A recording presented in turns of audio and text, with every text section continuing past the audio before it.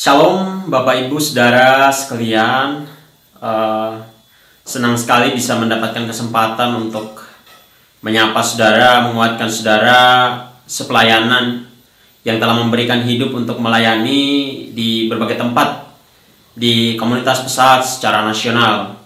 Bersyukur buat setiap hal yang Tuhan berikan bagi kita, dan dalam keyakinan saya secara pribadi bahwa kita senantiasa mengandalkan Tuhan di dalam setiap keputusan-keputusan yang kita ambil, bahkan setiap apapun yang kita lakukan setiap hari.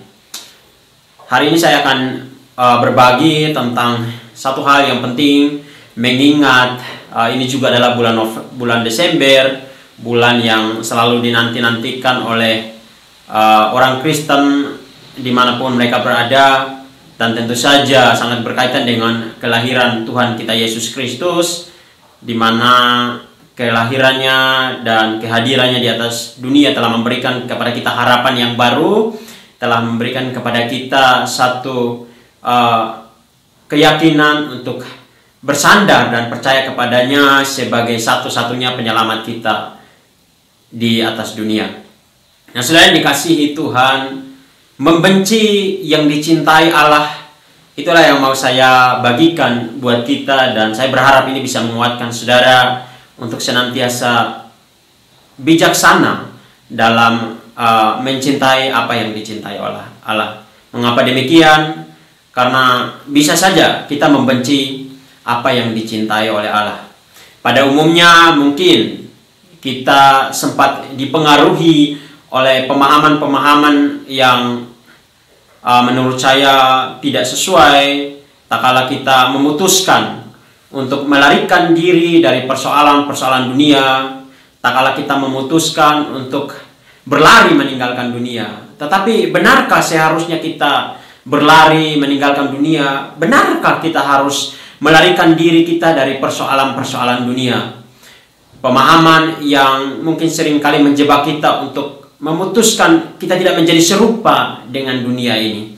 Nah, Bapak Ibu Saudara yang dikasihi Tuhan, mencintai apa yang dicintai oleh Allah dapat kita lihat daripada teladan Allah di dalam memberikan putranya Yesus Kristus. Dalam Yohanes 3 ayat 16 dikatakan, karena begitu besar kasih Allah akan dunia ini, sehingga ia telah mengaruniakan anaknya yang tunggal. Nah, saudara, cintanya akan dunia ini membuat dia menyerahkan anaknya yang tunggal untuk menyelamatkan dunia. Tak kala Allah mencintai dunia, mengapa kita membenci dunia? Haruskah kita membenci dunia?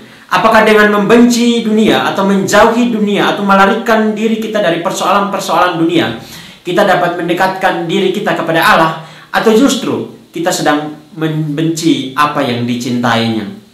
Seharusnya kita sebagai orang percaya, kita sebagai orang yang melayani Tuhan, kita mampu menempatkan diri kita untuk senantiasa melihat sebagaimana kita harus hidup di atas dunia, sebagaimana kita menjadikan dunia ini sebagai tempat yang paling tepat untuk kita mengekspresikan cinta ilahi yang sama yang Allah anugerahkan kepada kita.